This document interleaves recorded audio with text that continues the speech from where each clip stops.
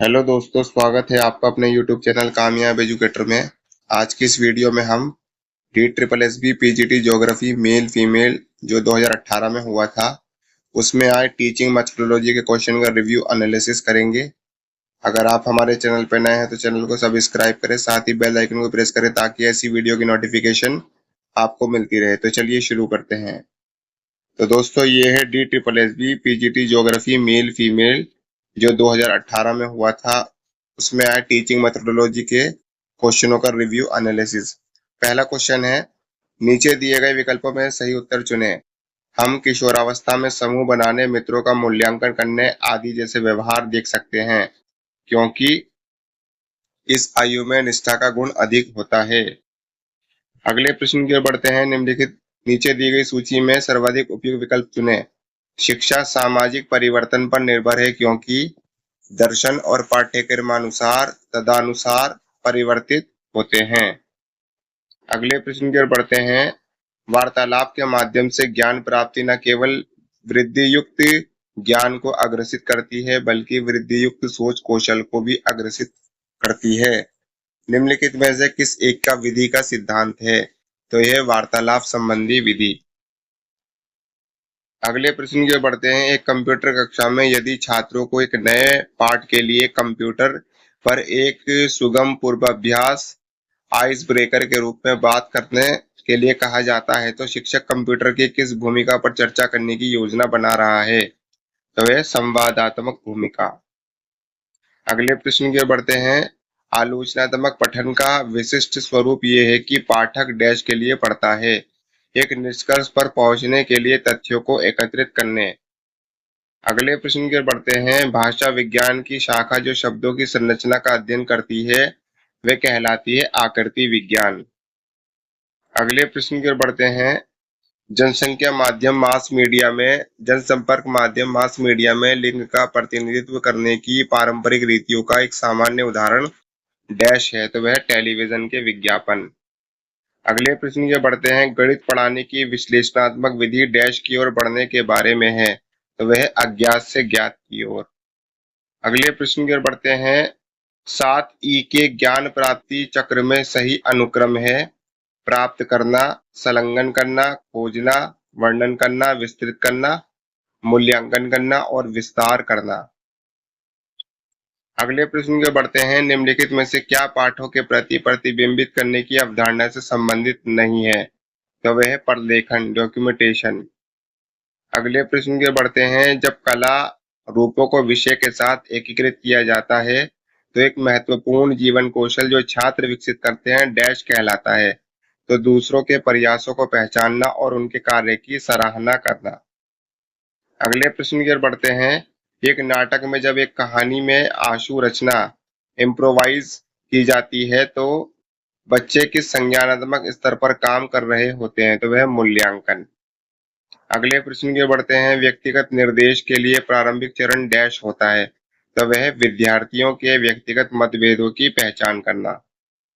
अगले प्रश्न की ओर बढ़ते हैं। विद्यार्थियों के साथ समकालिक रूप से संवाद करने के लिए एक शिक्षक किस प्रौद्योगिकी उपकरण का प्रयोग कर सकता है? तो वह है वीडियो कॉन्फ्रेंसिंग। अगले प्रश्न की ओर बढ़ते हैं। नीचे दिए गए विकल्पों में से सही अनुक्रम चुनें। गैर औपचारिक शिक्षा की विशेषता क्या होती है? तो किसी भी आयु सीमा की कमी। अगले प्रश्न की ओर बढ़ते हैं। सांख्यिकी पद माध्यम मीन और माध्यिका मीडियन और बहुलक मोड डैश के रूप में जाने जाते हैं, तो वह केंद्रीय प्रवृत्ति के उपायों। अगले प्रश्न की ओर बढ़ते हैं। एक शिक्षक ने 20 छात्रों के अंग्रेजी में निम्नलिखित अंक अभिलिखित किए हैं, तो इसकी माध्यिका ज्ञात करनी है, तो इसकी माध्यिका निकलेगी 65.5। अगले प्रश्न की ओर बढ़ते हैं। प्रतिबिंबित अवलोकन RO, सक्रिय प्रयोग AE और सार अवधारणा AC, यथार्थपूर्ण अनुभव CE। तो इनको कालक्रम के अनुसार लिखना है, तो उसमें CE पहले आएगा, फिर RO बाद में, फिर AC और फिर AE। अगले प्रश्न की ओर बढ़ते हैं। लोपन ओमिशन डैश का प्रकार है, वह वाक् क्षीणता। अगले प्रश्न की ओर बढ़ते हैं। नीचे दिए गए सूची में सही उत्तर चुनें।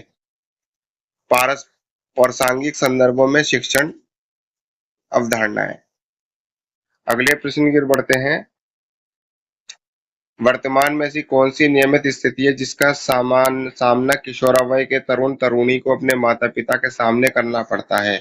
तो एक दूसरे की आशाओं का उल्लंघन करना। अगले प्रश्न के बढ़ते 15 अगस्त 1995 को केंद्र द्वारा प्रायोजित योजना के रूप में निम्नलिखित में से कौन सी योजना नामांकन प्रतिधारण और उपस्थिति को बढ़ाने के साथ साथ बच्चों के बीच पोषण स्तर में सुधार करने के दृष्टिकोण से आरंभ की गई थी? तो वह मध्याह्न भोजन योजना। अगले प्रश्न की ओर बढ़ते हैं, इनमें से कौन भावात्मक अनुक्षेत्र डोमेन का स्तर नहीं है? वह अभिव्यक्त करना। अगले प्रश्न की ओर बढ़ते हैं, वरुण पढ़ाई का आनंद लेता है और लिखित टिप्पणियों में लाभ उठाता है। वे पृष्ठों पर अंकित शब्दों द्वारा अधिक सीखता है और वे प्रचलित परीक्षाओं में उत्कृष्टता प्राप्त कर सकता है। तो यह है दृश्य मौखिक रूप से सीखने की शैली।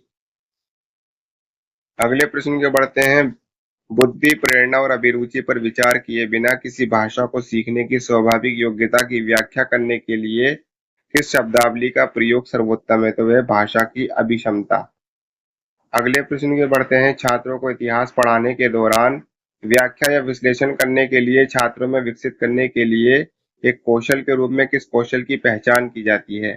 तो वह एक सामान्य प्रक्रिया के रूप में उस आवश्यकता की पहचान करना जिसके माध्यम से बदलाव करके अस्तित्व में सुधार हो।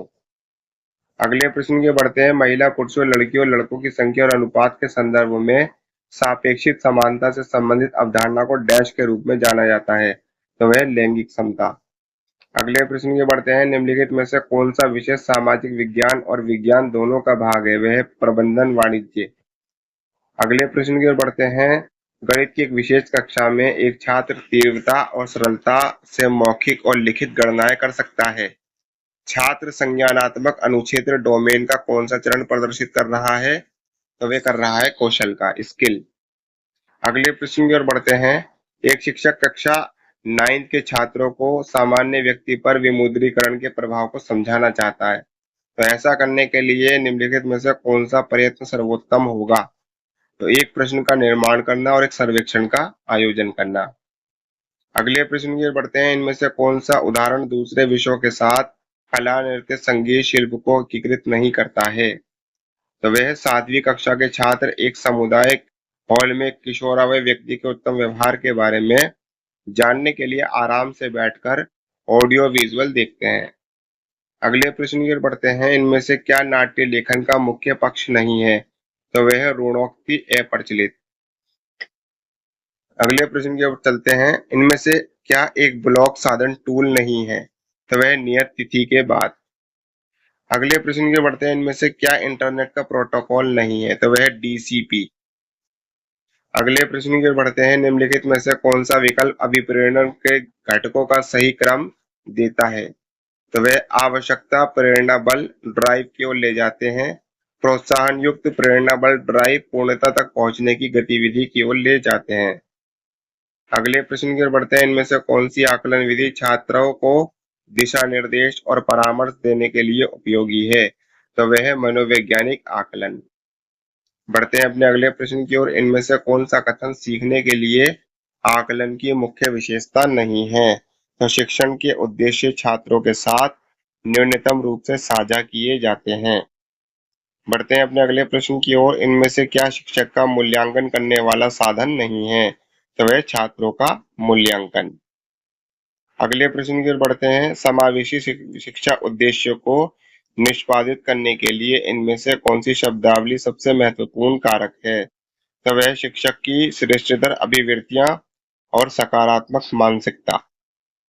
बढ़ते हैं अपने अंतिम प्रश्न की ओर, इनमें से कौन सा कथन एक समावेशी शिक्षा प्रणाली में शिक्षक शिक्षण के लिए एक जटिल कार्य नहीं है?